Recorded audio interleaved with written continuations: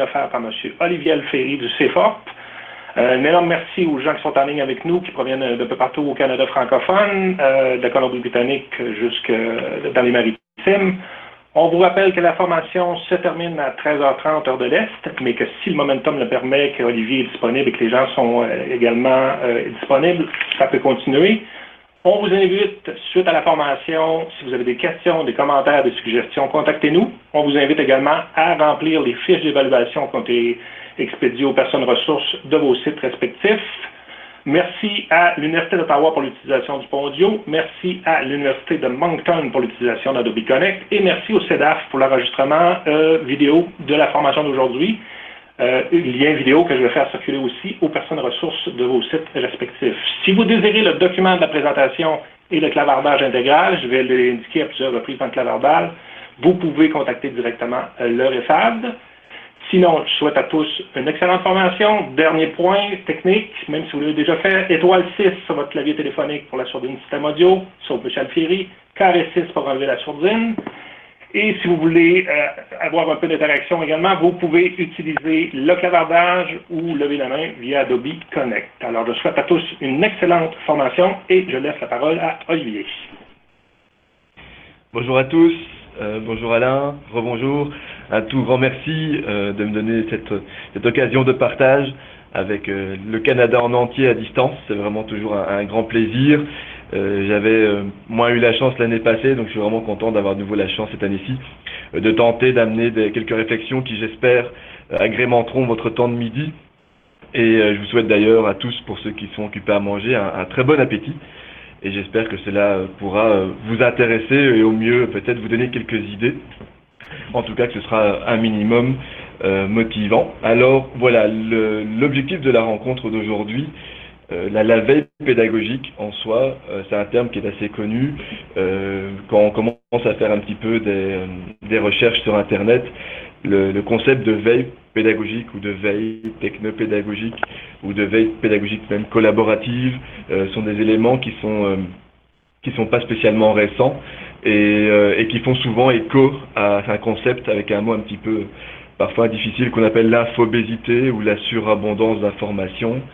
Et le sujet que je voulais apporter, c'était pas spécialement uniquement de parler d'une veille, parce que je pense qu'il y en a d'autres qui l'ont fait, puis qui l'ont très bien fait, puis je vais faire écho à tous ces organismes ou personnes qui en ont déjà parlé, mais je trouvais intéressant de les amener dans une perspective de développement de communautés de penseurs. Et pour vous donner un petit peu l'origine de la réflexion de l'atelier, c'est que dans le cadre de la création des cours à distance du Centre franco-ontarien, ce qu'on appelle les cours modulaires, on a vraiment tenté de commencer à créer, de développer l'esprit critique. Et pour être capable de développer l'esprit critique, on devait développer la communauté, et la communauté de penseurs, ou de penseurs même critiques. Dans ce cadre-là, on a eu la chance, et on a toujours la chance de faire des formations avec des organismes pour développer nos propres compétences. Et c'est dans ce cadre-là qu'est venue un petit peu l'idée de comment cette veille pédagogique collaborative permettrait-elle de développer une communauté de penseurs à ce niveau-là. Donc c'est un petit peu l'origine de l'atelier aujourd'hui. Donc vous pouvez vraiment tous participer au clavardage, je m'arrêterai, puis je répondrai aux questions au fur et à mesure, donc ça me dérange vraiment pas du tout de pouvoir m'arrêter à un moment donné s'il y a des points, si je suis trop verbomoteur, ou en tout cas si je vais trop rapidement sur certains aspects. Là, je voulais commencer un petit peu, donc là, je vais passer rapidement là-dessus, si jamais vous voulez voir où je suis, la slide qui est là vous le permettra. Le seul lien qui était vraiment intéressant, c'est le lien de mes sources.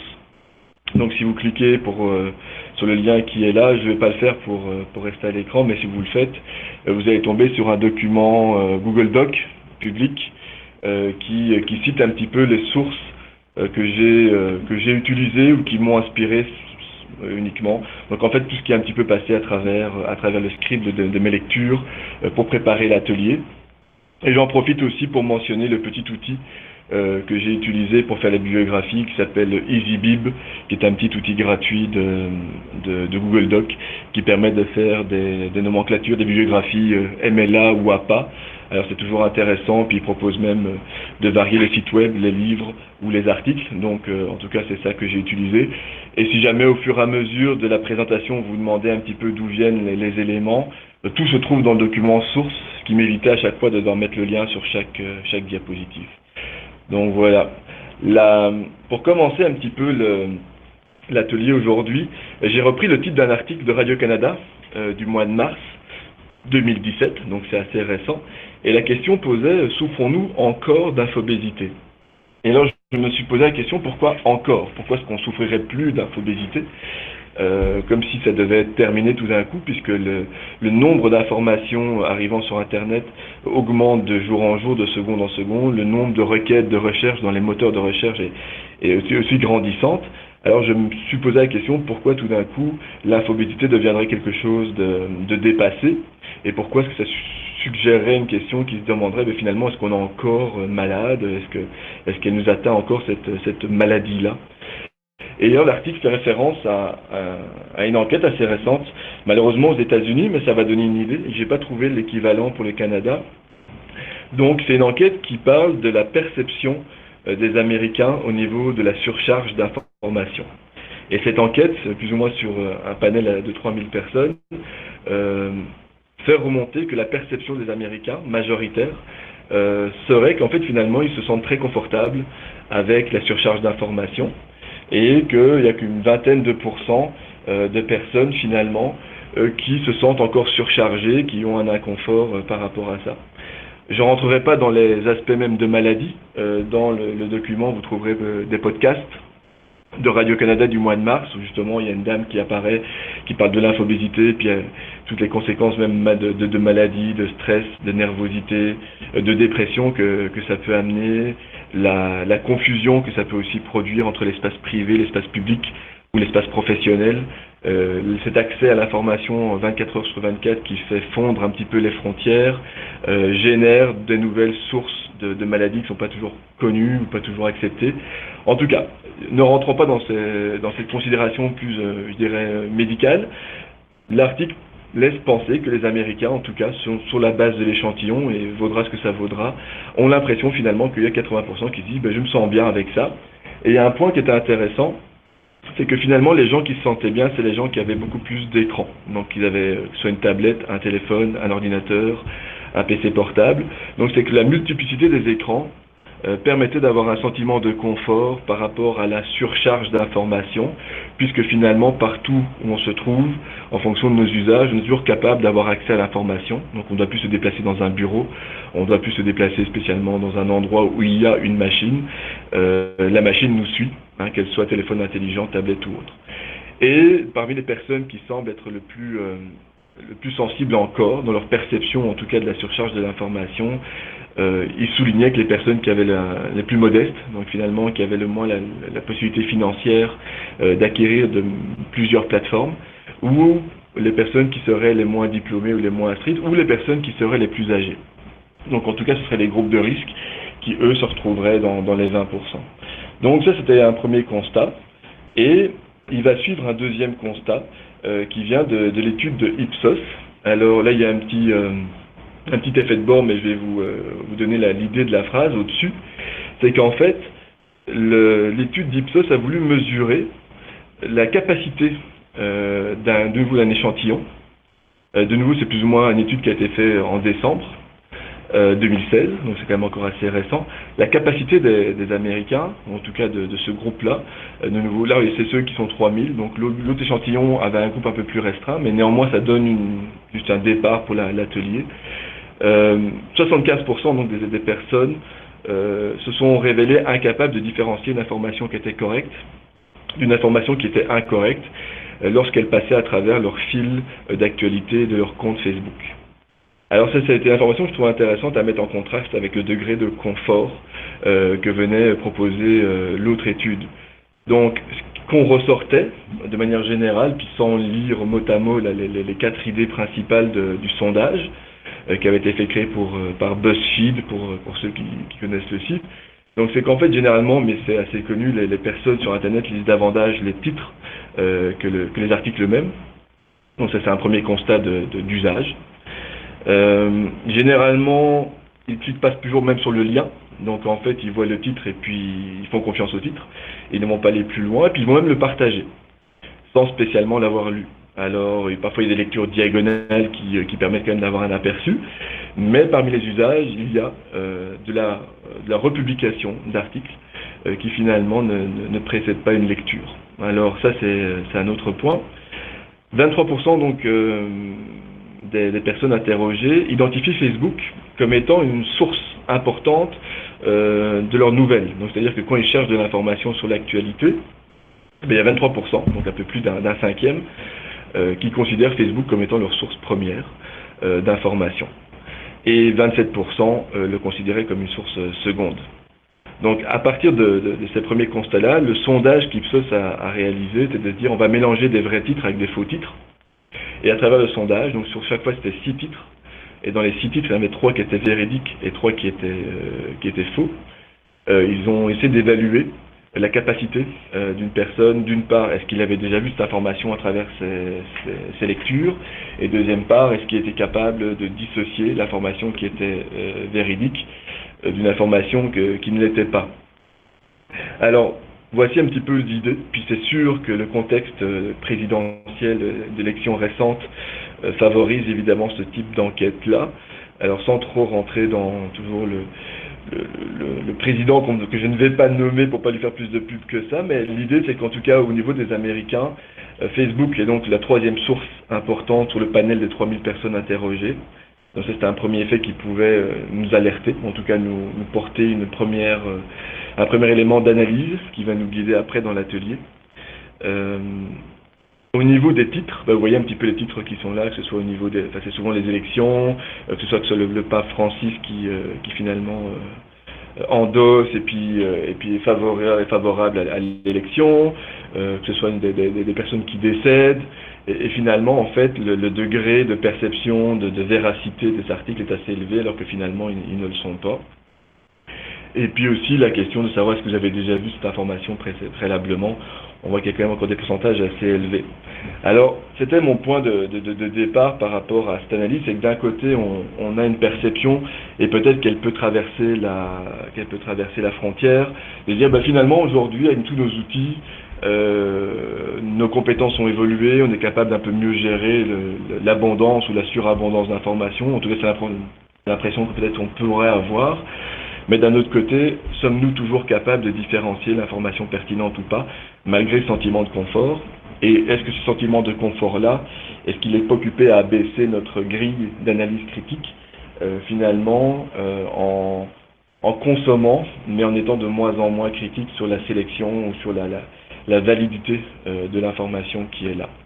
Quand on transpose ça dans un contexte scolaire, universitaire, post-collégial, secondaire, intermédiaire, primaire, de manière générale, la réflexion que je me suis dit, c'est comment est-ce qu'on va amener à ce moment-là le groupe de penseurs que sont nos apprenantes et nos apprenants à développer cette capacité de penser de manière critique et à faire attention justement à ces raccourcis au niveau des perceptions qu'on a, de notre capacité de digestion finalement de l'information, et comment est-ce qu'elle induit nos biais, comment est-ce qu'elle induit nos stéréotypes ou nos généralisations, et comment est-ce qu'on pourrait utiliser à ce moment-là des pratiques de ce qu'on appelle de veille pour développer dans un contexte scolaire une capacité de penser de manière critique.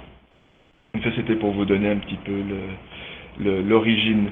Est-ce que quelqu'un veut juste intervenir d'ici là, ou est-ce qu'il y a quelque chose qui vous allume un petit peu pour cette première partie? Je vais vous laisser juste 2-3 secondes, sinon je passerai par la suite. Ok. Si jamais, en tout cas, n'hésitez pas. Donc, le concept de communauté de pensée critique, je me suis dit, je voulais chercher quelque chose qui était assez appuyé par des recherches, quelque chose qui me permettait de venir avec un propos plus fouillé. Et j'ai eu la chance, et j'ai toujours la chance pour l'instant, de suivre une formation avec le consortium de pensée qu'on appelle TC Carré, ici en Ontario, une formation à distance, sur justement comment est-ce qu'on supporte, comment est-ce qu'on nourrit, comment est-ce qu'on développe une communauté de penseurs critiques. Et donc un des exercices, une des activités que nous devons faire, parce que nous sommes la communauté en devenir au niveau du développement de la pensée critique, faisant écho aussi à nos productions, évidemment, au Centre franco-ontarien au niveau de tout notre nouveau design pédagogique. Donc tout ça rejoint un petit peu nos attentes, nos besoins, nos réflexions. Il y a un article donc d'une dizaine de pages dans l'anthologie, ici de Roland Kayes et de Philippe Balkan, qui aborde vraiment toutes ces idées-là. Et je vous propose dans un premier temps, avant de rentrer dans la veille elle-même directement, puis dans le concept d'activité pédagogique sur base de la veille, de peut-être prendre un moment ensemble pour, sur base de cet article-là que je trouve vraiment intéressant, d'aller chercher quelles sont les stratégies qu'on développe ou qu'on pourrait développer, quels sont les modelages qu'on devons mettre en place en tant que mentorat ou qu'enseignant, pour développer cette communauté de penseurs critiques qui constitue en fait nos apprenantes et nos apprenants. La première idée, avant même de commencer, c'était la question de l'atmosphère du groupe, de la classe. Si l'atmosphère n'est pas propice, ou la question était de se dire comment est-ce que l'atmosphère pourrait-il être propice au développement de la pensée dans un sens communautaire. Alors la première idée, c'était d'arriver à regrouper tout le monde dans un objectif commun. Il faut qu'il y ait une tâche qui dépasse l'individu, ou le groupe d'individus, et qui arrive à une tâche commune qui permet à ce moment-là d'avoir ce sentiment d'unité, d'appartenance, qui permet à ce moment-là de donner une atmosphère favorable au développement de la pensée critique au sein d'une communauté. L'interaction au sein de la recherche collaborative, c'est-à-dire qu'à un moment donné, si tout le monde recherche de manière individuelle, il n'y a pas de partage, donc c'est trouver une manière de créer des interactions au sein de la recherche et de rendre cette recherche-là collaborative. Il y a aussi l'idée que si on travaille dans un groupe, dans une communauté, il y a forcément des procédures à suivre et elles doivent être endossées et acceptées par la communauté. Et le dernier point qu'il mentionnait, c'était de dire chaque membre, chaque individu est responsable de nourrir la communauté. C'est-à-dire que si à un moment donné, il n'y a que 2 ou 3 personnes qui publient, qui vont nourrir la communauté sur un groupe imaginons, de 30 apprenants, adultes ou pas, finalement, le sentiment de développement de la pensée critique va pas être très efficace. Et donc, il faut arriver d'une certaine manière à développer ce sentiment, cette responsabilité que chaque acteur de la communauté se doit de contribuer au bien commun de l'ensemble de la communauté. Développer l'atmosphère. Oui, Alain ? Ah pardon, je pensais qu'il y avait quelqu'un qui... C'est pas moi qui a pris la parole, je pense qu'il y a quelqu'un qui a oublié de mettre sa sourdine. Étoile 6, tout le monde, ça va te faire prendre une petite pause. Étoile 6, tout le monde, s'il vous plaît, sauf Olivier, sur votre clavier téléphonique, parce qu'on entend quelqu'un parler. Merci beaucoup. Alors, dans l'article, on différenciait plusieurs communautés de pratiques. Alors, il y a des termes qu'on connaît comme des communautés d'apprentissage, des communautés de soutien. Et puis dans ce cas-ci, on va vouloir essayer de créer une communauté de recherche. Alors avant même d'arriver à tout le processus de la veille pédagogique en ligne, c'est comment est-ce qu'on crée cette communauté de recherche et qu'est-ce qu'il faut vraiment tenir compte au niveau toujours de l'idée de l'atmosphère. Alors, le sentiment de confiance et de support émotionnel est vraiment un élément important. Il rejoint aussi des idées, j'essaie de ne pas faire trop de digression, mais des idées quand même de tutorat. Comme Jacques Rodet peut très très bien l'expliquer, beaucoup mieux que moi, au niveau de l'aspect motivationnel, l'aspect métacognitif, vraiment de tous les aspects qui amènent des personnes à distance, à la fin, c'est qui à contribuer en ligne. Alors, comment est-ce qu'on arrive à développer ce sentiment de confiance-là et comment est-ce qu'on apporte un support émotionnel ? L'accent sur le partage des recherches, comment est-ce qu'on les favorise, comment est-ce qu'on les met en évidence, comment est-ce qu'on arrive à un moment donné à les faire vivre, ces recherches, pour pas simplement avoir un ensemble de liens, de ressources, mais qui finalement est juste une collection qui n'est pas vivante. Alors il faut trouver une manière de mettre l'accent sur le partage au niveau de ces recherches et de l'interaction dedans. Et un dernier point qui évidemment est important, c'est tout ce qui présuppose l'empathie et le respect des sentiments, des idées des membres d'un autre groupe, surtout quand ils sont différents des nôtres. Ou quand on les trouve absurdes. On les trouve totalement erronés. Comment est-ce qu'on arrive à ce moment-là à garder une posture dans le groupe de recherche de respect de sentiments, comment est-ce qu'on arrive à développer ces sentiments-là. Donc ça, c'est toujours dans l'introduction de la communauté de penseurs critiques, sont des éléments, que ce soit en salle de classe ou que ce soit à distance, qui vont être intéressantes à garder en tête. Au niveau des idées perfectibles, je ne suis pas certain d'avoir le contexte, mais si jamais vous pouvez un peu développer, puis ça me fera plaisir de rétroagir. Alors, au niveau des groupes classes, il y a une classification qui est utilisée, qui est la classification de Rogoff. En fait, il en dissocie, je vous en montrer 3. La première et la plus traditionnelle, ce sont les classes qui sont dirigées par les enseignants. Donc là, c'est sûr que le contrôle est vraiment, c'est l'enseignant qui l'a, il crée les règles, il décide ce qu'on va étudier, il décide quand on va l'étudier, il organise les horaires. Donc c'est vraiment une classe qui est dirigée par l'enseignant. Certainement, le contrôle de l'enseignant étant plus grand, il va diminuer le contrôle de l'élève. Alors, il va induire indirectement un rôle plus passif au niveau de l'apprentissage. Et la valeur principale va être davantage le contrôle au niveau de l'enseignant par rapport à ce que les apprenantes et apprenants auront effectué. La redite au niveau des croyances reçues et des comportements acceptés. Alors, ce type de classe-là ne favorise pas, au départ, une communauté de penseurs. Toujours pour revenir à cette idée-là. Alors, l'inverse serait à ce moment-là une classe qui serait dirigée par les étudiants, où l'atmosphère serait totalement ouverte, et à ce moment-là, dans certaines pédagogies freinées ou dans d'autres pédagogies alternatives, elles sont pas nombreuses, mais on connaît des cas qui existent, où là l'étudiant arrive le matin, puis il décide ce qu'il va faire. Est-ce qu'il va faire des mathématiques, est-ce qu'il va faire du français, c'est lui qui va choisir. Il y a quand même quelque part un cadre où il y a des notions qui doivent être vues, mais il va choisir l'ordre, il va choisir le moment, il va même choisir la manière probablement, et puis l'enseignant va vraiment être là dans un rôle d'accompagnement, donc il n'y a pas d'instruction directe, il n'y a pas vraiment de bonne ou mauvaise réponse. Et à ce moment-là, il y a une erreur, donc le rôle de l'étudiant, il est actif, hein, donc évidemment, il est pas passif. Et donc les enseignements sont dirigés par les étudiants. Alors c'est sûr que cette atmosphère-là, elle est ouverte, elle nourrit la libre expression et des idées, la libre expression des idées, mais aussi la libre expression des actions.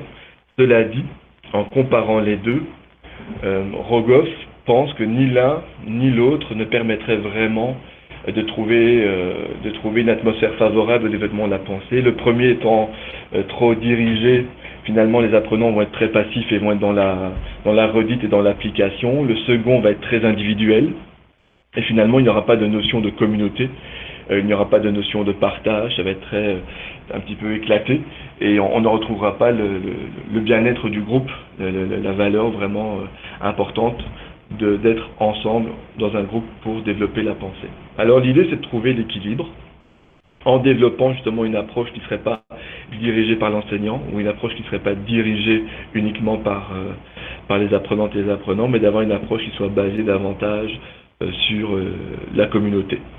Alors il y a 4 aspects à ce moment-là. C'est la prise de décision.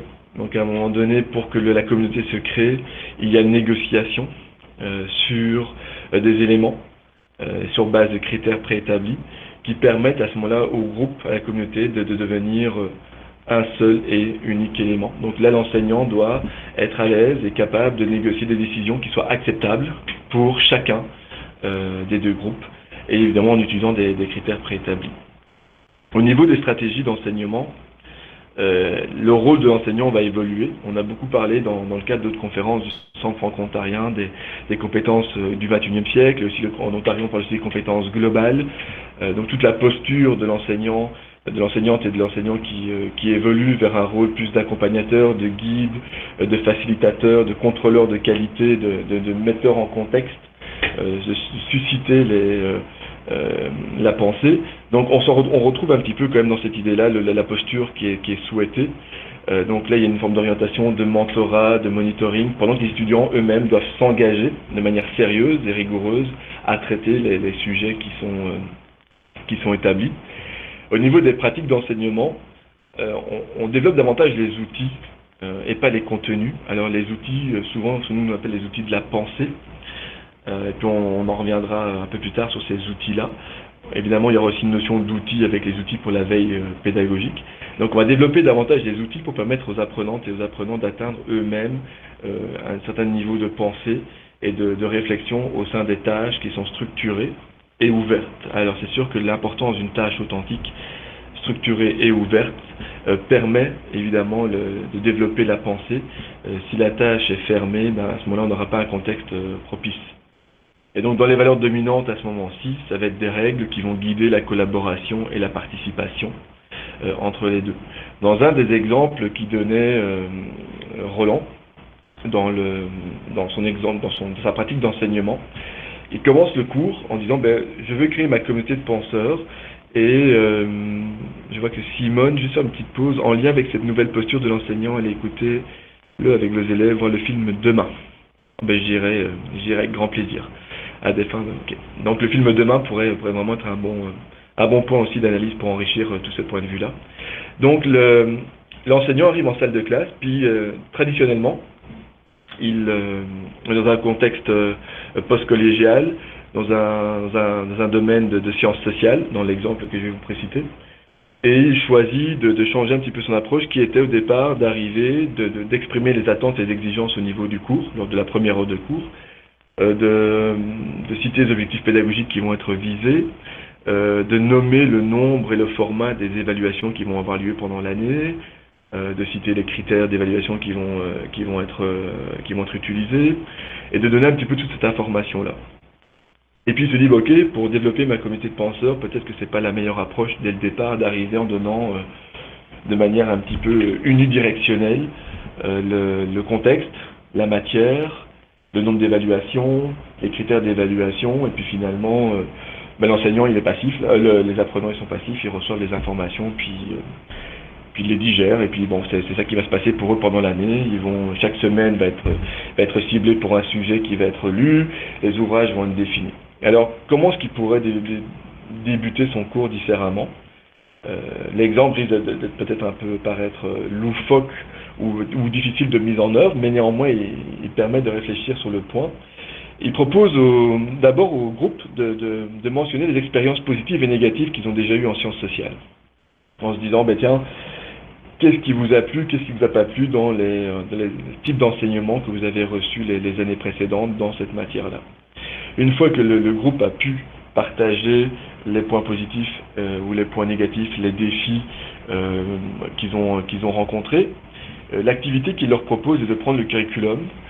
Puis dans l'exemple qui était cité dans l'ouvrage, on parle d'un article aussi sur une actualité en sciences sociales, quelque chose d'assez récent. Et puis il demande à son groupe classe, à sa communauté, de commencer à penser en disant tiens, si c'était vous qui deviez enseigner ce cours en sciences sociales, quels seraient les éléments, quels seraient les sujets qui devraient être abordés, et en essayant évidemment d'intégrer le curriculum qui lui nous donne aussi des orientations, mais en essayant d'éviter les pièges et les défis que vous avez vécus vous-même précédemment. Alors là, l'activité par petits groupes est d'amener les apprenantes et les apprenants à se dire voici la liste de contenu, voici les types d'activités qu'on trouverait intéressantes de faire, voici les ressources qu'on pense qu'il serait intéressantes de consulter. Et là, c'est le groupe classe qui vient proposer ça. À la fin de l'activité, il y a une mise en commun, il y a une sorte de listing de l'ensemble des activités. Et puis l'enseignant, sa posture toujours d'honnêteté intellectuelle, va dire bon voilà, je vais prendre quelques semaines pour lire tout ça. Je vous promets pas que je vais être capable de tout intégrer, mais ce que je vous dis, c'est que je vais tenir compte de tout ça, puis d'ici là, voici quelques tâches pour être capable de gérer les 2-3 semaines. En faisant ça, il s'est rendu compte, en lisant toutes les suggestions, que son propre cours n'était pas si éloigné finalement des suggestions des apprenantes et de la communauté. Ce que ça avait permis de changer par contre, c'était directement d'embrayer la communauté, puis de leur permettre eux-mêmes d'aller chercher et de proposer des contenus qu'ils pensent pertinents d'apprendre dans le cadre d'un cours de sciences sociales. Donc ça, c'était une nouvelle manière d'essayer d'amener la communauté. Une autre manière, puis on va y arriver un peu plus loin, était d'amener les personnes à poser des questions de pensée critique. Il y a des questions qui m'amènent à me dire ce que je fais, ce que je dois dire, puis il y a des questions qui m'amènent à réfléchir sur ma propre pratique. Et là, il explique aux étudiants en disant, voilà, pour les 3 premières semaines, si vous me posez des questions très pratico-pratiques en disant, monsieur, est-ce que combien de pages je dois avoir l'évaluation, ou est-ce que je dois l'écrire à l'ordinateur, ou toutes des questions qui sont très de l'ordre de cette idée-là, je vais y répondre, mais après 3 semaines, je ne répondrai plus qu'à des questions qui seront de l'ordre de plus de la réflexion, de la pensée critique. Et donc c'était d'amener à ce moment-là ces apprenants à reformuler les questions eux-mêmes dans une certaine manière, qu'on va voir un petit peu plus tard, pour les obliger à réfléchir d'abord par eux-mêmes sur la pertinence de la question, puis son aspect critique. Et une fois que le cadre était mis en route, de plus en plus fréquemment, les étudiants étaient capables de commencer à répondre à leurs propres questions ou de vraiment finalement poser une question beaucoup plus précise en disant, en fonction du contexte de l'évaluation que vous me demandez, vu que il semble que ça ressemble à une réflexion personnelle, j'estime, en fonction de mon style d'écriture, être capable de produire quelque chose de pertinent en 3 pages. Est-ce que cela est raisonnable pour vous? Alors c'est sûr que de les amener à produire une rétroaction sous forme de questions comme celle-ci, ça prend un peu de travail. C'est en sciences sociales, il ne précise pas la matière dans l'ouvrage, donc c'est un grand livre de sciences sociales qui couvre toutes les matières, mais dans l'exemple de l'article, il ne précise pas la matière de sciences sociales, pour répondre à la question de Caroline. C'est dans le chapitre 9. Je pourrais aller vérifier, mais de mémoire, il parle juste du cours de sciences sociales, il ne précise pas exactement la matière. Donc, ça, c'est un petit peu des types d'exemples pour comment on peut commencer à développer la notion de communauté et de penseur. Il y aura 12 stratégies que je vais aborder plus loin. C'est ça. Un point que l'article donne aussi, pour avancer un petit peu, j'ai toujours peur de n'avoir pas assez à dire et finalement le temps passe. Donc l'idée, c'est qu'on parle du rôle du curriculum caché. Alors le curriculum caché, ce sont tous nos propres biais, ce sont tous nos propres manières d'envoyer des messages de manière souvent inconsciente qui vont orienter la pensée des apprenants. Alors ça, c'est quelque chose qu'il faut vraiment arriver à essayer d'identifier pour garder cette posture du penseur, l'enseignant penseur, réflexion avec une forme de neutralité et d'esprit critique. Et puis dans l'article, et souvent en sciences sociales, mais pas uniquement, d'une certaine manière, quand on enseigne, il y a une forme parfois de trahison de nos propres visions, jugements de valeur, et du coup c'est important d'être capable de faire une introspection sur notre propre capacité d'analyse à nous, sur nos propres jugements, sur nos observations, et de voir comment est-ce qu'on arrive à ne pas ou à peu les transmettre. Il y a une notion aussi qui était vraiment intéressante pour créer une communauté de penseurs, c'est qu'en fait ils visent les débats, les fameux pour ou contre en salle de classe, ou les procès, quand on a par exemple le rôle de la défense et puis le rôle de la partie civile par rapport à quand on essaie de faire rejouer le tribunal dans des jeux de rôle comme ça en salle de classe. Pour certaines de ces activités-là, elles ont tendance à polariser les discussions, les débats, et finalement elles ne sont pas du tout favorables au développement d'une communauté de pensée, puisqu'ils vont être d'un côté ou ils vont être de l'autre côté, ils vont être pour, ils vont être contre, dans mon camp, pas dans mon camp. Puis l'actualité est trop triste à ce niveau-là. Alors c'est comment est-ce qu'on arrive dans des débats de salle de classe à créer ce qu'il appelle un continuum, c'est-à-dire qu'à un moment donné, au lieu de polariser de manière binaire les positions et d'amener les apprenants à prendre des perspectives différentes pour régénérer le débat, c'est qu'il propose de créer des continuums. Je suis un petit peu en accord, moyennement en accord, totalement en accord ou totalement en désaccord. Et au fur et à mesure de l'activité, la position de réflexion des personnes peut bouger, et à ce moment-là, il incite les élèves à changer de place. Donc il prend une forme de U dans la salle de classe, en disant la première partie du U étant totalement en désaccord, l'autre partie du U étant totalement en accord, et sur ça on a un continuum de nuances en fonction de notre pensée qui va évoluer. Et donc il demande aux apprenants, au fur et à mesure des analyses d'activités, de changer de la place, à savoir s'ils commencent à arriver vers un niveau de confort ou d'inconfort. Alors ça, je trouvais ça une manière intéressante aussi d'éviter justement d'amener, parfois sans trop rendre compte, des jugements trop arrêtés et trop fermés. Alors c'était un autre exemple qui pouvait être intéressant. Donc de faire attention à nos propres pratiques, mais aussi de ne pas polariser cela. Alors, quelles seraient les stratégies puis on va arriver ici bientôt à la moitié de la présentation sur vraiment l'aspect de la communauté de pensée. Emmanuel, curriculum caché, les valeurs explicites et implicites dans la formation des enseignants de Serge Larouche. Un grand merci. C'est certain que j'ai effleuré très brièvement, et c'est vraiment quelque chose qui mérite d'être creusé.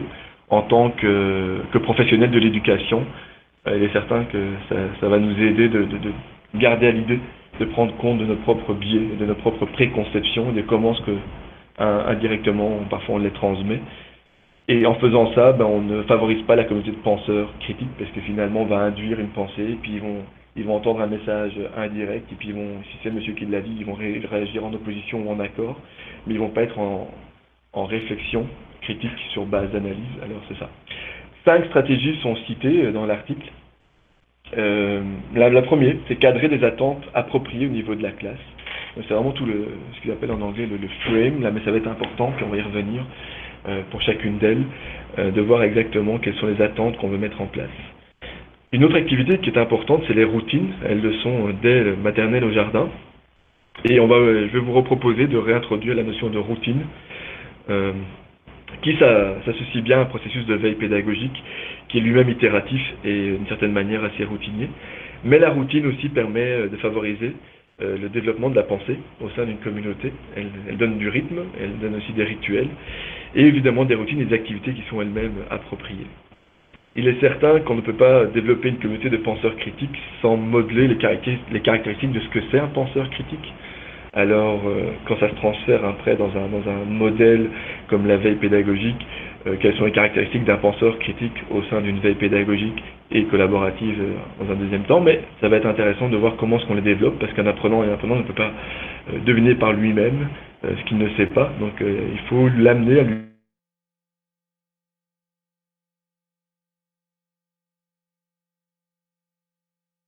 Mais aussi à travers des activités de les développer, ces caractéristiques-là. Former avec la classe les communications interactives, donc c'est-à-dire que là il faut trouver des manières, ça c'est vraiment une stratégie d'enseignement, les approches, les déroulés, qui vont permettre de favoriser les communications et l'interaction au sein des communications. Développer des outils nécessaires pour participer au sein d'une communauté qui s'interroge, et alors quand on parle des outils, on parle beaucoup des outils de la pensée. Alors pour en citer quelques-uns déjà, mais on va y revenir après, le vocabulaire critique en est vraiment un très important. Si on n'a pas le vocabulaire pour émettre une réflexion, on va avoir une difficulté de pouvoir penser. Alors, on va passer rapidement à travers ces 5 stratégies pour après, dans un deuxième volet de l'atelier, rentrer directement dans l'autre partie du sujet qui est vraiment la veille pédagogique collaborative. Et je vais réinvestir ce que je vous ai montré depuis 30 minutes. Puis n'hésitez pas toujours à m'interrompre si c'est votre souhait. Je vais essayer de réinvestir les concepts de développement d'une communauté de pensée critique et vraiment de l'adresser de manière applicative dans un concept de veille pédagogique collaborative. Il faut développer sa propre pensée. Donc ça c'est important. C'est pas simplement répéter avec des mots la pensée de l'autre. Donc il faut être très attentif à ce que chaque personne au sein de la communauté développe sa propre pensée et qu'on ne soit pas simplement dans la redite. Quelque chose qui est encore encore un plus grand risque dans le cadre de la veille pédagogique, puisqu'on va avoir tendance à republier de manière presque systématique des pensées sous forme d'articles, sans vraiment développer sa propre pensée. Et puis je ne suis pas à l'abri de ça, hein. C'est pas parce que je présente cet atelier aujourd'hui que systématiquement je l'applique. C'est pas spécialement quelque chose qui est évident systématiquement non plus. C'est un point de mire, donc c'est un horizon à atteindre, et puis il n'y a pas de volonté dogmatique dans le cadre de cet atelier-là, c'est juste des idées de réflexion sur base d'un article qui m'avait vraiment fort allumé. Fournir des exemples dans le cadre de réflexion, d'observation, de conclusion, vraiment quand on prend des prises de position, c'est vraiment important dans ce cadre-là. Alors au niveau des attentes, on souhaite que les personnes de la communauté, qu'elles comprennent qu'elles doivent développer leur propre pensée. On leur demande, lorsqu'elles commencent à avoir des positions un peu arrêtées, ou d'éviter justement d'avoir des positions arrêtées, mais d'arriver à fournir des exemples, donc d'arriver à les chercher, cette approche-là pour développer la pensée. Il est évident qu'on ne peut pas créer une communauté de pensée si la communauté n'est pas dans la possibilité de considérer les autres perspectives, surtout quand elles sont opposées à nos propres valeurs. Alors comment est-ce qu'on arrive à développer ça? mais c'est certain que c'est un élément important au niveau de l'attente. Donc de vraiment mettre cette charte-là, dès le départ, au niveau de la communauté du groupe, de respecter toutes les idées. Il est très facile dans un groupe, évidemment, à un moment donné, d'avoir un éclat de rire, ou d'avoir une considération cynique ou ironique, ou en tout cas ou condescendante, dépendant, sans le vouloir, sur une idée qui paraît totalement hors sujet ou absurde. Il y a toute une difficulté là aussi de dire chaque idée, quand bien même elle semble totalement en dehors de l'analyse, doit être respectée de manière réelle. Ça ne veut pas dire qu'elle ne peut pas être questionnée, ça ne veut pas dire qu'elle ne peut pas être contredite, ou qu'elle ne peut pas être challengée, entre guillemets, mais c'est de la respecter que de la challenger, plus que simplement qu'un jugement des valeurs. Et évidemment, on doit encourager les différences. Alors quand on parle de différence, on parle de différence de point de vue, d'opposition de point de vue, c'est que si on n'a pas d'opposition, si on n'a pas de différence, on va avoir une difficulté pour avoir créé cette communauté de pensée-là. Donc ça, ce seraient les 5 éléments au niveau des attentes qu'il faudrait mettre en place avec le groupe.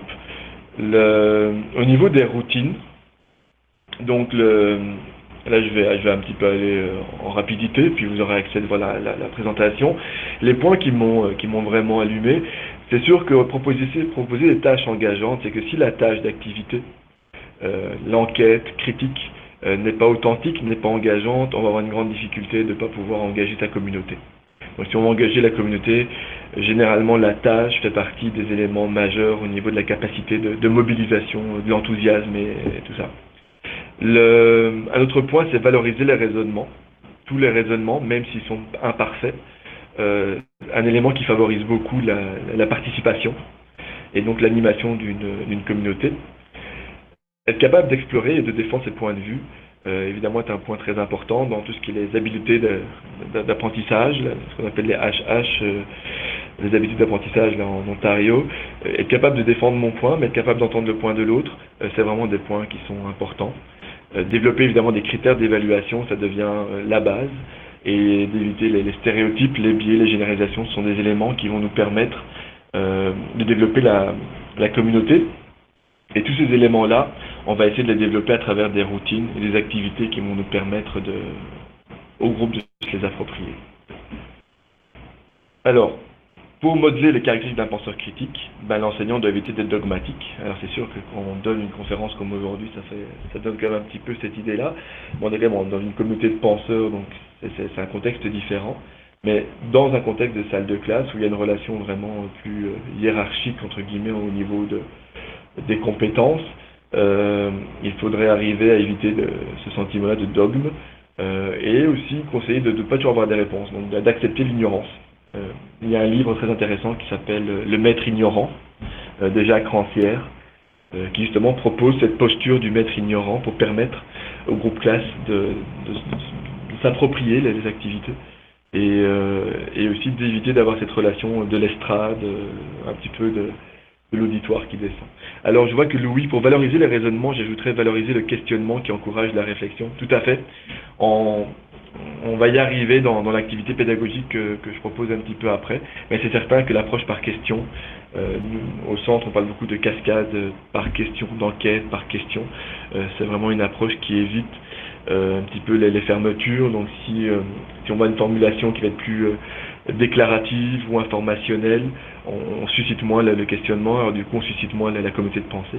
Je vois que madame ou monsieur Bachand, certains auteurs parlent même d'une communauté épistémique, au cœur de laquelle les différents membres seront aussi appelés à se doter eux-mêmes de critères de véracité, après chercher bien entendu des critères qui leur permettent de juger de la valeur d'un énoncé.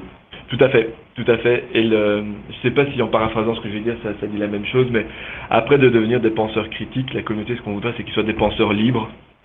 Alors, c'est sûr, c'est très dur d'être un penseur libre dans certaines époques ou dans certaines situations de la vie de tous les jours, mais d'être capable en tout cas de développer sa propre grille d'analyse, d'évaluation, de véracité en fonction des contextes. Ce sont des éléments qu'on voudra amener au niveau de la communauté. Mais il y a quand même le bien commun aussi, parce qu'on n'est pas des individus, on a un ensemble d'individus qui constituent le groupe. Alors tout le côté holistique, systémique, aussi va sûrement avoir une importance. Ne pas être cynique, je trouvais ça important. On a parfois de l'humour, et puis notre humour parfois peut glisser vers le cynisme. Et parfois je me dis, bah oui, c'est important de faire attention, de peut-être pas être cynique, parce que le cynisme ne permet pas de développer la pensée. Alors, ça c'est des éléments intéressants. Être capable de changer d'avis. Est-ce qu'en tant qu'enseignant, je peux changer d'avis? Est-ce que je suis capable de changer d'orientation, de plan, malgré ce que j'avais planifié? Et que je laisse le groupe m'enrichir et que le groupe ressente qu'en fonction de l'interaction qui s'est passée, je suis capable de changer d'avis sur base des analyses qui sont passées. Donc, ce sont des éléments qui permettent justement de nourrir cette communauté de pensée. Les communications dites interactives, et puis on arrive un petit peu à la fin des stratégies. C'est beaucoup de concepts, donc je ferai peut-être une mini pause après pour voir si jamais on veut échanger un petit peu à ce niveau-là. L'idée d'une communauté, que ce soit sur des outils comme des forums, des communautés de Google+, on va en parler un tout petit peu après, peu importe l'outil, des petits portfolios, des groupes Facebook, ou peu importe les outils qu'on va utiliser, c'est la discussion. Comment est-ce qu'on amène ces interactions, comment est-ce qu'on les encadre pour développer la communauté de pensée. Alors, les discussions en classe entière, donc grand groupe classe, qui invite au jugement, solliciter des jugements différents, répondre aux commentaires, ce serait vraiment très important. Une communauté qui ne vit pas, ou qui n'a pas de moment où toute la communauté se positionne, mais aussi de la rétroaction qui se donne, ne sera pas une atmosphère favorable au développement de la pensée. Il y a aussi évidemment des interactions individuelles. À ce moment-là, on renvoie les questions aux étudiants, parce qu'à un moment donné aussi, je dois me positionner moi dans le groupe, et puis les amener à devoir suggérer des tentatives de réponse, en tout cas même si c'est pas complet, ou d'observation, ne pas amener le groupe ou les individus dans ce cas-ci à être capables d'émettre déjà des premières analyses, et de chaque fois renvoyer les questions aux étudiants. Dans l'exemple initial que je citais tantôt, c'est que si la question est trop pratique, mais que l'apprenant lui-même ne se pose pas la question de manière critique, c'est de lui renvoyer la question sous forme de question, afin que lui-même la repose, et parfois en reposant sa propre question, il se donne lui-même la propre réponse. Alors ça, c'est des éléments aussi qui sont intéressants au niveau de l'interaction individuelle. Et au niveau de l'interaction entre les étudiants, évidemment, c'est de mettre en évidence les rétroactions entre les étudiants. Donc de favoriser des bonnes rétroactions, de faire du pouce sur des rétroactions, de leur demander de mettre en ligne leur production, et aussi de modéliser des grilles critériées au niveau des critiques. L'auto-évaluation, mais aussi l'évaluation par les pairs, sont vraiment des éléments qui vont favoriser une communauté de penseurs. Donc ça, pour arriver au dernier point, qui étaient les outils d'interaction dans les communautés, donc les critères de jugement, le vocabulaire critique, les outils de la pensée. Alors les outils de la pensée, il y en a plusieurs là, mais c'était des outils, pour donner un exemple, le rendre un peu moins abstrait, être capable de dissocier les faits des opinions, d'utiliser par exemple des outils comme des diagrammes, des tableaux pour classifier. Donc tous des outils qui me permettent d'organiser ma pensée, qui me permettent de la qualifier ou de l'exprimer, vont des outils qu'on va essayer de développer auprès de nos apprenants pour qu'ils soient capables de penser. Il est certain qu'ils ont besoin de connaissances fondamentales, qui est différente des connaissances antérieures, c'est-à-dire que ce sont des connaissances, si j'ai pas l'accès à cette connaissance-là, mais je vais pas être capable de penser. Alors ça, ce sont des outils, les critères de jugement. C'est quoi un bon critère de jugement? Comment est-ce qu'on développe un critère de jugement? Ça va être important. Le vocabulaire critique, de la même manière. Exemple, identifier les inférences que vous verrez à travers cette image-là. Quelles sont les hypothèses que vous êtes capable de proposer. Le mot hypothèse, le mot inférence, c'est des mots qui appartiennent au vocabulaire critique.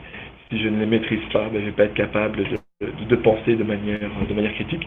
Donc il faut penser aussi à toute cette acquisition-là du vocabulaire qui permet de développer la communauté. Voilà. Alors, à ce moment-ci de la présentation, il y a un basculement. On va rentrer dans la veille pédagogique, ou un autre mot qui vient plus peut-être du continent européen, qu'on appelle la curation, qui vient du latin curare, qui veut dire soigner, enfin je pense. Mais je vais vous laisser peut-être quelques instants pour digérer les stratégies, et voir si jamais il y a quelque chose. Traite-t-on des connaissances erronées directement dans l'approche par la pensée critique? Les connaissances erronées, c'est-à-dire les biais. Donc c'est certain que la manière dont l'article en parle, pour me baser en tout cas sur cette première partie-là, la manière dont il le traite, c'est de dire comment est-ce qu'on va être capable d'identifier nos biais, comment est-ce qu'on est capable d'identifier nos propres mauvaises conceptions, afin de ne pas les transmettre finalement à la communauté d'enseignants. Alors là, la manière d'arriver à l'identifier va être de vouloir se poser la question du contraire, d'analyser chaque point de vue comme étant un point de vue qui pourrait être un point de vue acceptable. Alors ça va être des stratégies comme cela qui vont permettre à ce moment-là d'amener justement peut-être la mise en évidence de certaines connaissances erronées, telles, par exemple, qui est très connue, la Lucie Emmanuel, je pense que tu la connais, qui est comme, on n'utilise que 10% de notre cerveau. En neurosciences, il y a beaucoup, évidemment, de connaissances erronées qui ont transféré. En pédagogie, de manière polémique peut-être, et puis je ne me positionnerai pas, tous les styles d'apprentissage, à un moment donné, où la lecture qu'on en a faite a été remise en cause, finalement, est-ce qu'on voulait dire qu'il y avait qu'une personne par style ou une tendance par style, ou finalement est-ce qu'on est tous un petit peu dans tous les styles. Donc toutes ces catégorisations-là, ou parfois ces approches-là peuvent amener certaines connaissances erronées. Donc oui, ce serait la manière en tout cas de répondre à la question. Hop, pardon. Au niveau des stratégies de la communauté, si je vois que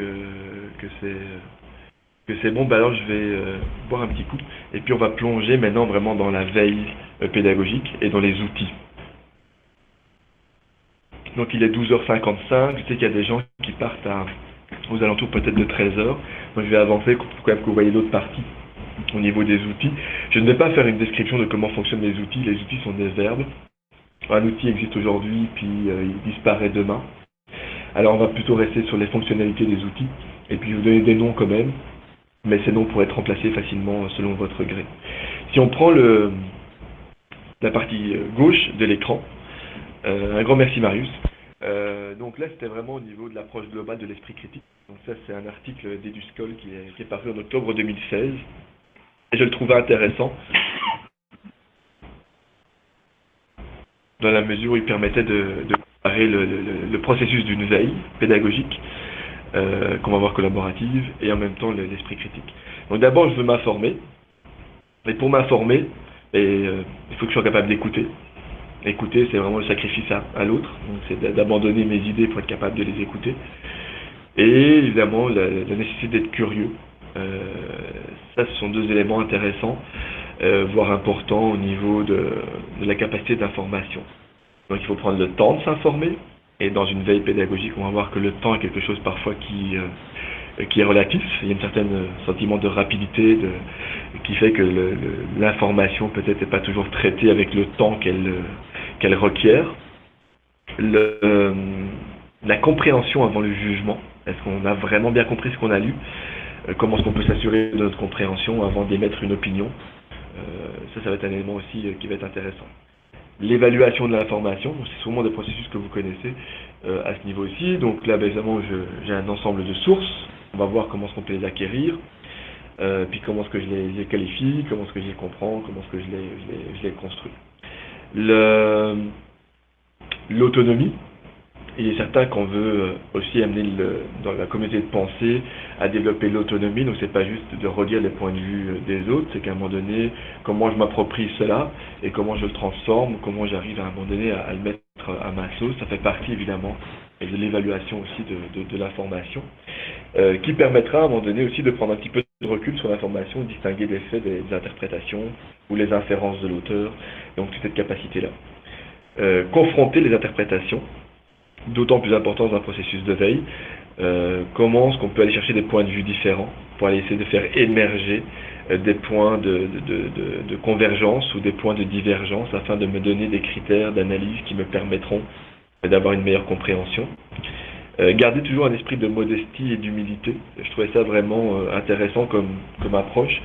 L'humilité étant probablement un des points majeurs au niveau de la capacité d'analyse d'une information, c'est que si on a l'impression d'avoir trop vite tout compris, mais il est certain que là on risque très vite de tomber dans les mauvaises interprétations, d'avoir des raccourcis. Alors de garder une certaine modestie, d'avoir conscience, comme il explique, de la complexité des éléments. C'est sûrement un point qui serait très important à pouvoir ramener dans un processus. Et donc, en fait, d'évaluer finalement après les interprétations. Dans un processus de veille, ça c'est sûrement une des images les plus connues, c'est pareil, je vais d'abord m'informer. Donc pour m'informer, je vais d'abord définir un sujet, pour éviter de tomber dans un bassin trop grand. Donc la définition du sujet va être très importante. Je vais avoir une récolte des ressources, automatique et manuelle, et puis je vais vous montrer les outils qui permettent de faire les deux. Il va évidemment y avoir une sélection au niveau des contenus. Cette sélection après, elle va être stockée, catégorisée, pour pouvoir y retrouver. Et en fait, il y aura une forme d'éditorialisation, qui est en fait le contenu est réécrit avec mon point de vue.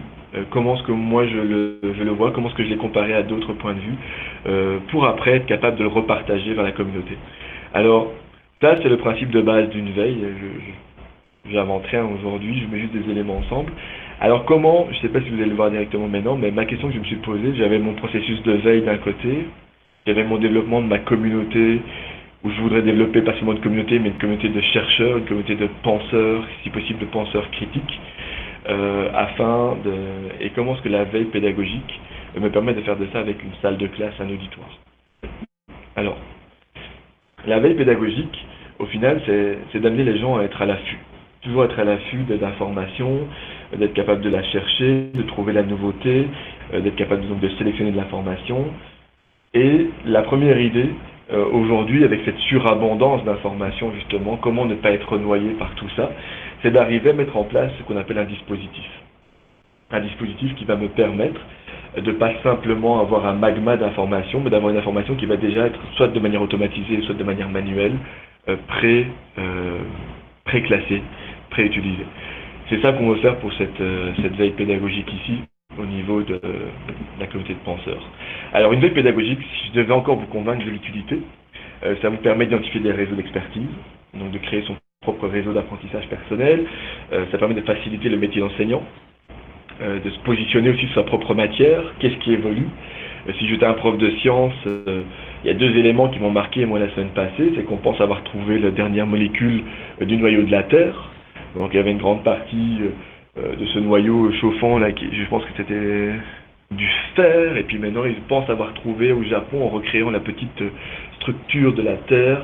J'ai peur de dire une bêtise, la dernière molécule, mais si jamais elle est cherchée, ça vient d'être passé. Donc en science, c'est quand même majeur. Si je regarde au niveau des planètes, là on va voir qu'il y a 7 nouvelles planètes qui ont été découvertes par un groupe de chercheurs belges. Puis si on va sur les climats, on va avoir des nouvelles espèces qui disparaissent, et ainsi de suite. Donc dans ma matière, ça va faciliter mon métier d'enseignant d'avoir une veille pédagogique parce qu'elle va me permettre de rester en écoute, non seulement des pratiques pédagogiques, mais c'est pas seulement des manières d'enseigner, mais aussi sur le contenu de ma matière. Dans un cours de sciences, c'est quoi l'actualité de mon cours de sciences, c'est quoi l'actualité de mon cours de français, qu'est-ce qui se passe dans la langue, dans le monde, au niveau de la francophonie, des éléments comme ça. Continuer à se former tout au long de la vie, évidemment. Détecter, faciliter les recherches documentaires, donc si jamais vous posez encore l'utilité d'une veille pédagogique. Alors les outils. Ah, il me manque un texte. Ok, c'est pas grave. La collecte des données.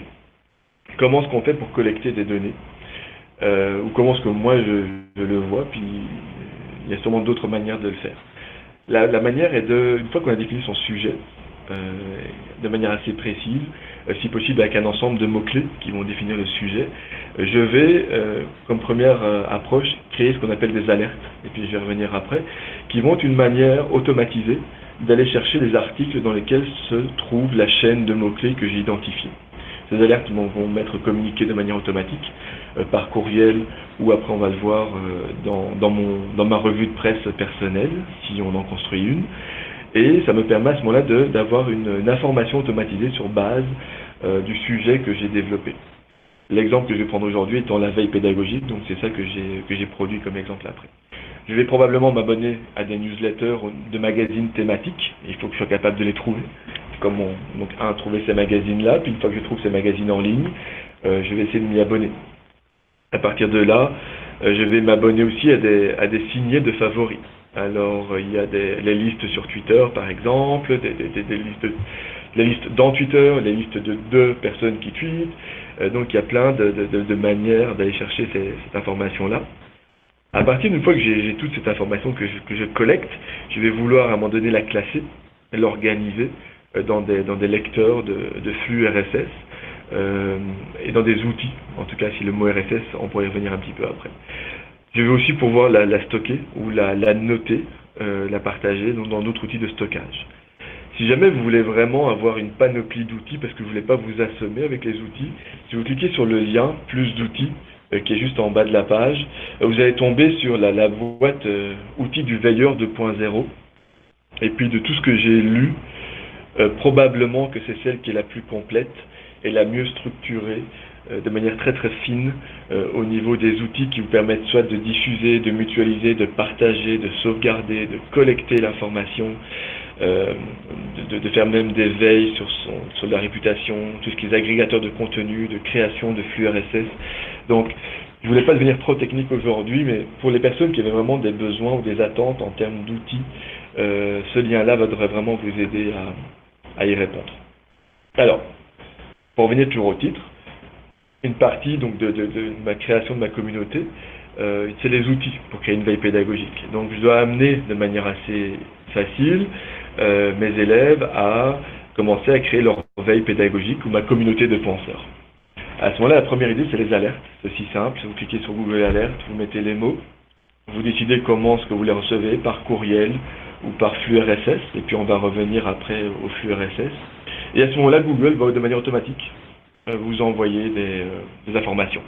Donc j'ai mis curation pédagogique, j'ai mis veille pédagogique, j'avais mis veille techno-pédagogique, donc j'ai cumulé, en sachant que j'allais faire l'atelier, les mots-clés, et j'ai reçu des informations à qualifier, c'est juste des sources au départ, de la part de Google, sans devoir moi-même le faire, puis probablement que c'est des choses que la plupart d'entre vous connaissent déjà, mais voilà, c'était comme ça faisait partie du sujet de l'atelier, je leur mentionne. Probablement que c'est pas ça qui me donne le plus d'informations pertinentes. Là où je trouve le plus d'informations pertinentes, c'est quand je passe par ce que j'appelle la recommandation sociale. C'est-à-dire que je vais simplement taper un mot-clic, ou si j'utilise le mot hashtag, je vais utiliser le mot hashtag. Par exemple, là, je vous le mets dans Google, ou je peux le mettre directement dans Twitter. Je vais hashtag veille pédagogique. Puis là, je vais tomber sur une liste de personnes qui ont eux-mêmes partagé de l'information en utilisant ce mot-clic-là. Donc à ce moment-là, qu'est-ce que je commence à faire? Je commence à identifier les personnes. Je vais identifier les sites pour voir si c'est des sites qui seraient intéressants à suivre. Donc là, il y a deux branches qui s'ouvrent. Un, l'article que j'ai besoin pour faire mon travail, puis on va arriver à la proposition d'activité pédagogique là dans un instant. Deux, d'identifier des personnes que je pourrais suivre qui restent dans la thématique globale que je voudrais apprendre. Et les sites que eux-mêmes ont suggéré, peut-être que des sites auxquels je voudrais m'abonner. Donc deuxième manière de trouver des sources d'informations, c'est en utilisant ce qu'on appelle la recommandation sociale et en allant chercher les mots-clics. Donc là, du coup, je vais sur une des personnes qui a envoyé un article avec un mot-clic, et puis je vais voir ce qu'il dit, je vois qu'il a un site, je vais m'abonner à son site, et c'est comme ça que je commence à développer ma veille pédagogique. Pour être capable de les sélectionner, il faut que j'ai des critères d'évaluation. Qu'est-ce qui fait que je vais choisir ce site-là plutôt qu'un autre?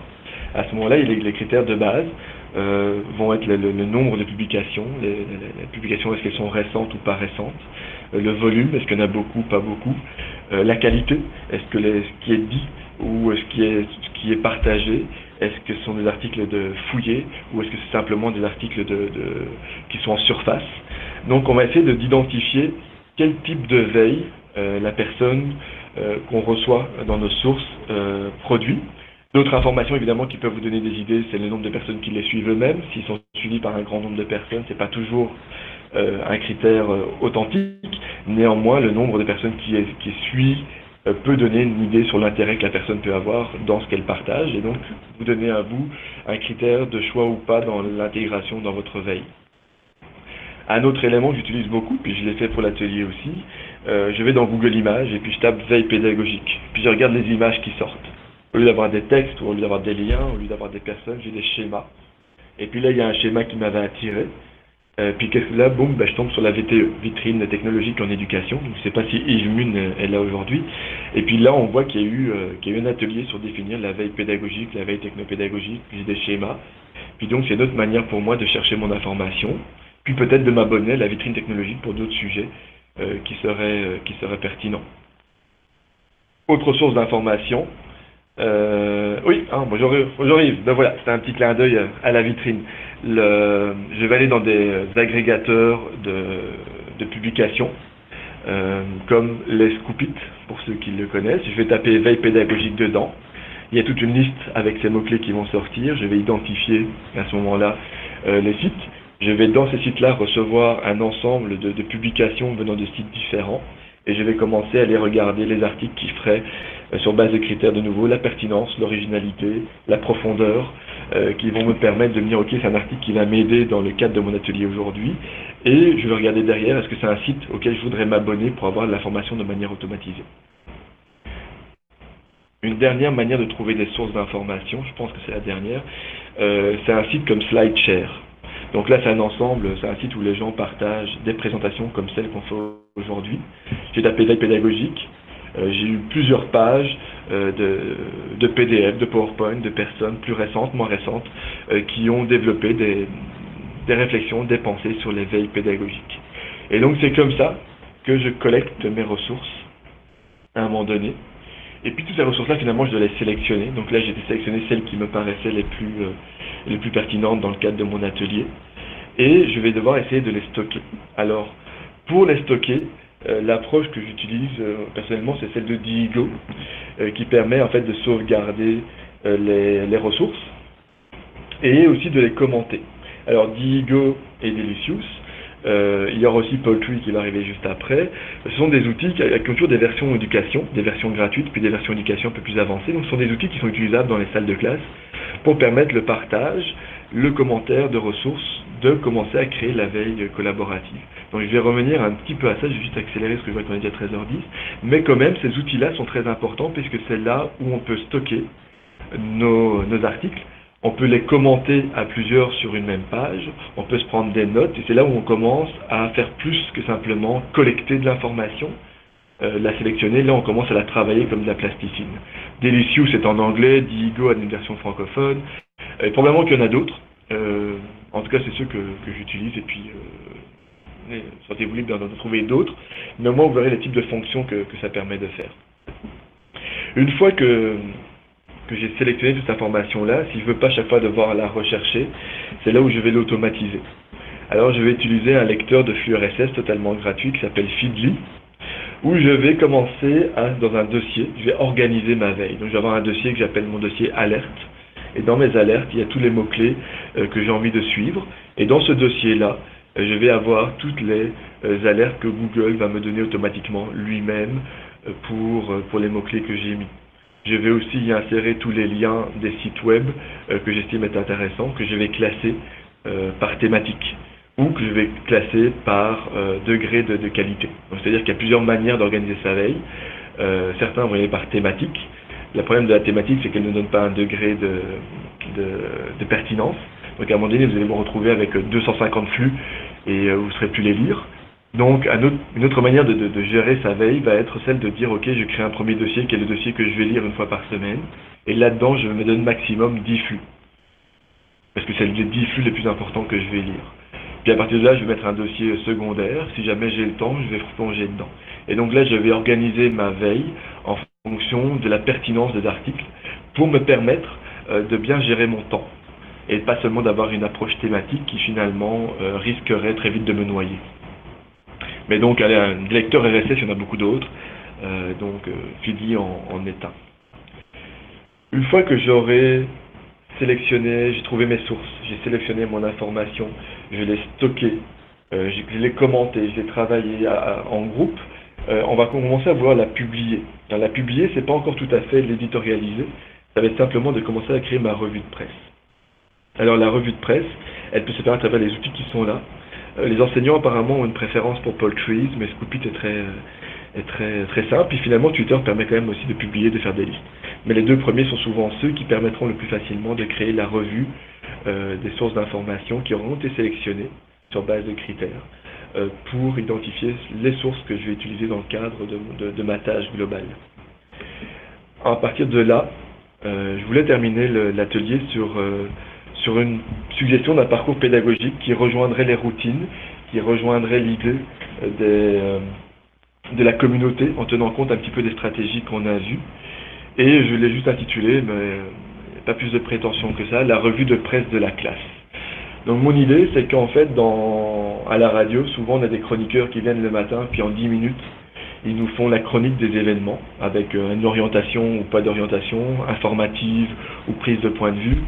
Et je me disais, ça pourrait être intéressant pour créer des communautés de penseurs, de les rendre citoyens, ouverture sur le monde, dans la tâche globale, c'est de créer la revue de presse de la classe, qui serait ma tâche globale, dans laquelle chaque semaine, 2 groupes devront venir faire une chronique. Cette chronique ne devra pas durer plus que 10 minutes et pourra générer après une discussion de 20 minutes, imaginons, sur base de la chronique. Donc il y a toute la phase de préparation de la chronique qui se fera en petits groupes et qui se préparerait. La manière dont j'aurais vu qu'elle se préparait, donc ça la chronique de la semaine, c'est ça. Je la verrai de 2 manières. Imaginons, mais ça pourrait être d'autres. Je verrai d'abord un côté actualité, parce que l'actualité, elle est transversale à toutes les matières. Donc, quels seraient les événements les plus marquants de la semaine, imaginons à Ottawa, en Ontario, au Canada et dans le monde. Et puis là, malgré que j'ai 4 sections, il y a un continuum. Donc, le plus marquant, du moins marquant au plus marquant, et il va devoir sélectionner là-dedans un article par, imaginons, catégorie, à présenter au groupe classe. Après, puis expliquer pourquoi cet élément-là, qu'il estime le plus marquant, sur base de quels critères. Ça, ce serait une première chronique qui serait hebdomadaire. La deuxième chronique, ce serait une chronique qui serait par la matière. Il y a il y a toujours une actualité dans chaque matière. Donc l'enseignant pourrait d'abord lui-même créer sa propre revue de presse sur sa matière pour montrer le modelage au niveau de sa communauté d'apprenants, et demander aussi aux apprenants de sélectionner un article ou un angle d'analyse ou une nouveauté, une découverte récente dans le cadre du cours qu'il voudrait partager dans le cadre de sa veille. Et donc c'est de commencer à les amener à faire une veille sur une matière. Ça peut être la physique, il y a plein de choses, ça peut être les langues, ça peut être les mathématiques, et puis très vite on se rend compte qu'il y a beaucoup d'informations actuelles sur chacune de nos matières qui nous permettraient d'initier des activités pédagogiques. Alors, l'activité, ce serait la revue de presse, qui serait divisée en 2, l'actualité pour être citoyen du monde, et en même temps, dans la matière, pour amener de l'actualité dans ma matière, amener de l'innovation dans le sujet qu'on traite, parce que nos matières sont actuelles, et nos cours sont actuels, et d'amener les élèves à venir. Monsieur, vous avez vu que dans le cours en français, il y a plus de 150 pays aujourd'hui dans le monde en francophonie qui parlent le français, où il y a des types de français qui disparaissent. Donc d'aller chercher des articles qui permettent en tout cas d'être dans la langue. Et puis je vais terminer dans 1 minute. Pour préparer cette communauté-là, moi je suggère d'utiliser la communauté de Google+, de créer le groupe classe dans une communauté, mais il peut y avoir un autre outil, où, avant de préparer la chronique, il doit y avoir un sondage qui peut être fait à travers les outils, afin d'amener la communauté à voter un petit peu sur le type d'article.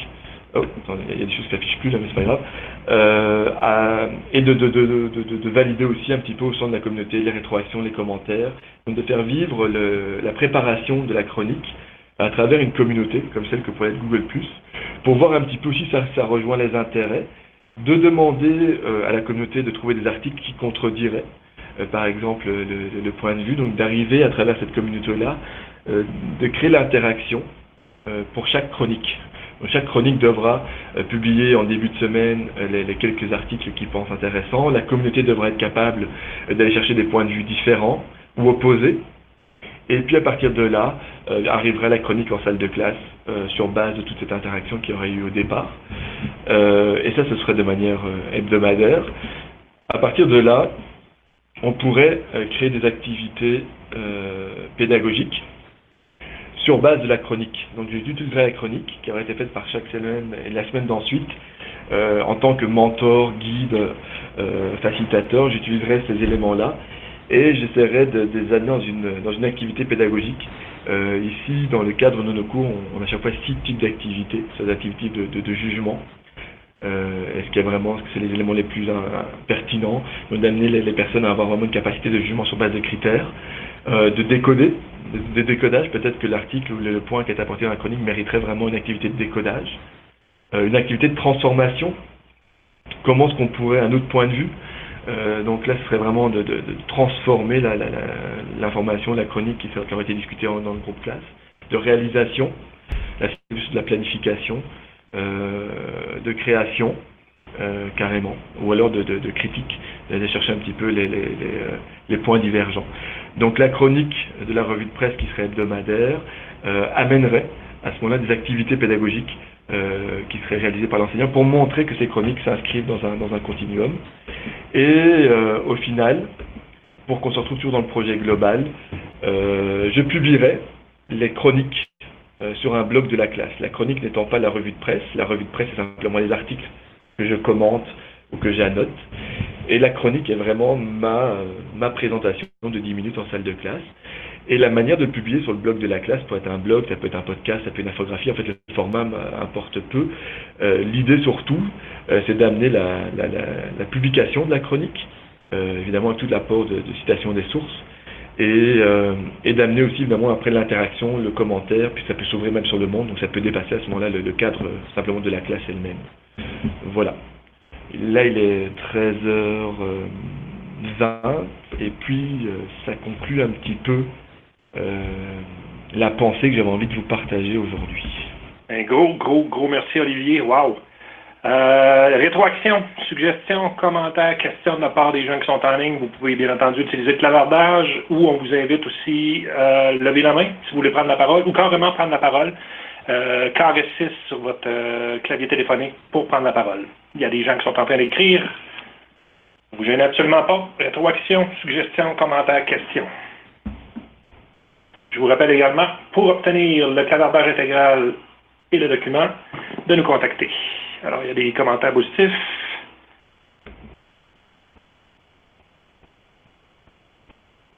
Merci de votre générosité. C'est oui, généreux partage info. Alors, encore une fois, si vous voulez prendre la parole directement, si vous avez des questions, commentaires, rétroactions, suggestions. Alors, merci à M. Saint-Jean. Je vous rappelle que la formation sera sur un lien vidéo grâce à l'équipe du CEDAF. On va vous la faire circuler. Très bonne idée de faire circuler ça aux enseignants, effectivement. C'est pauvre toi, Olivier, c'est uniquement des commentaires positifs. Il y a également, si ma mémoire est bonne, Emmanuel. Ah, une question. Savez-vous le terme anglais pour veille pédagogique? Ce n'est pas seulement digital curation. Je ne pense pas que je pense pas que ce soit digital curation. Je suis vraiment pas le meilleur bilingue à mon avis de la gang ici. Le mot curation est d'ailleurs un mot francophone au départ. J'avoue que je sais pas. J'avais prêché l'ignorance. Je ne sais pas. Ligne qui peut nous aider, déposer dans le clavardage. Alors, il y a Mme Mireille Hamel qui vient de lever la main. Vas-y, Mireille, étoile 6 sur ton clavier téléphonique. Oui, merci beaucoup pour cette présentation. Olivier, moi, j'avais juste une question concernant l'évaluation. Comment on s'en tire pour évaluer? Moi, j'ai des situations où j'ai des étudiants plus timides que d'autres. Puis, j'aime beaucoup cette approche de recherche collaborative et d'interaction, mais je me demande comment on évalue. Il y aurait différencié l'évaluation formative de l'évaluation, imaginons, sommative. Si je veux commencer juste par la première, c'est juste des idées de suggestion. Hein, c'est pas enterré dans le marbre. Il peut y avoir des validations quantitatives, c'est-à-dire qu'à un moment donné, je pense en plus que le fait d'être en ligne, ça peut un petit peu aider les personnes plus timides.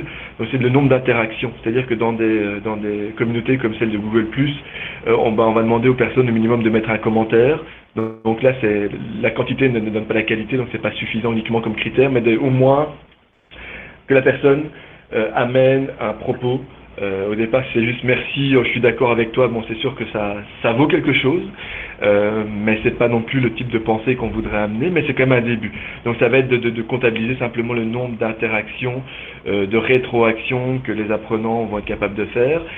L'autre élément dans la communauté, c'est pendant la chronique de presse, comment je la voyais, c'est que si la personne, par exemple par groupe de 2 dans une classe de 30, ou enfin, j'imagine, maximum 3, je ne verrai pas plus, publie des articles, bah, ce serait que d'autres personnes publient des contrepoints de vue, donc là d'amener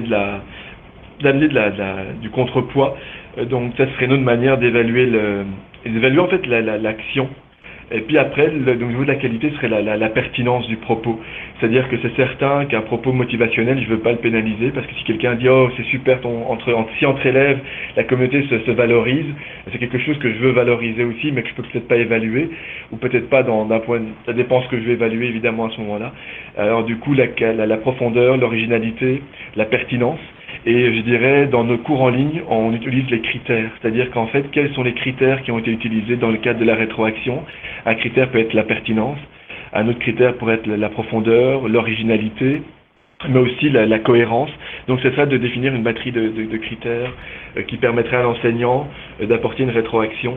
Un autre critère par rapport aux activités pédagogiques après, c'est le respect des consignes, évidemment. Quand on demande à quelqu'un de réaliser une activité de type de jugement ou de décoder, est-ce qu'il a utilisé les critères préétablis qu'on lui avait donnés. Alors ça, c'est des éléments d'évaluation au niveau de la pensée. L'usage d'outils. Est-ce qu'il a utilisé des outils pour organiser sa pensée? Est-ce qu'il a créé un tableau? Est-ce qu'il a utilisé des diagrammes? Est-ce qu'il a fait une carte mentale pour organiser sa pensée? Donc ça, c'est des autres évaluations. Là, c'est des évaluations d'outils de la pensée. Est-ce qu'il a utilisé du vocabulaire critique dans sa formulation? Des concepts. Donc c'est tous des éléments qui peuvent être observables, mais qui doivent être évidemment enseignés avant d'être évalués. Mais ce serait une manière de l'évaluer, en tout cas. Bonne piste. Merci beaucoup, Olivier. Commentaire de Marcel Paul à s'affaire très intéressant, des principes qui se rapprochent des approches d'organisation apprenante et d'intelligence collective dans les organisations, les modèles mentaux et la pensée systémique. Merci, Olivier, très riche. Alors, pour dernier petit tour de table, rétroaction, suggestions, commentaires ou questions de la part de tout le monde qui sont en ligne avec nous, que ce soit par clavardage, lever la main pour prendre la parole, ou allez-y carrément comme Mme Hamel, caressez sur votre clavier téléphonique pour prendre la parole. Alors, je descends, quelques-uns ont l'air d'écrire. C'est peut-être 1 ou 2 secondes. C'est des commentaires positifs. Encore une fois, chapeau, M. Alfieri. Excellente formation. Ça mettrait fin à l'atelier d'aujourd'hui. Peut-être laisser une dernière chance. Soyez pas timide, caressez pour prendre la parole sur votre clavier téléphonique. Alors, ça met fin à la formation d'aujourd'hui, créer une veille pédagogique collaborative et développer des communautés de penseurs. Encore une fois, chapeau à Olivier, excellente formation, généreux partage. On vous invite à nous faire suivre vos commentaires, vos rétroactions, suggestions, questions, en nous contactant directement au REFAD, à l'adresse que je vais vous déposer dans le clavardage. Le lien vidéo devrait circuler d'ici quelques jours grâce à l'équipe du CEDAF. Je vais expédier le tout aux personnes ressources de vos sites respectifs.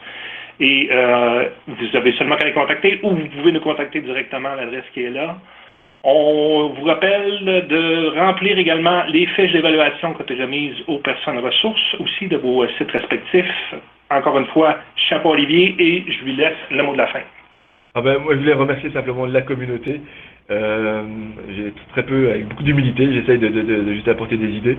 Je vous remercie vraiment de tous vos messages qui me font chaud au cœur. Je remercie vraiment toujours Alain et le REFAD de me donner l'occasion de partager des idées. C'est sur quelque chose qui me plaît énormément, qui me donne des petites bulles d'air dans le travail du quotidien. Alors, un grand merci sincère à tout le monde. Merci tout le monde. Bonne fin d'après-midi. Au revoir.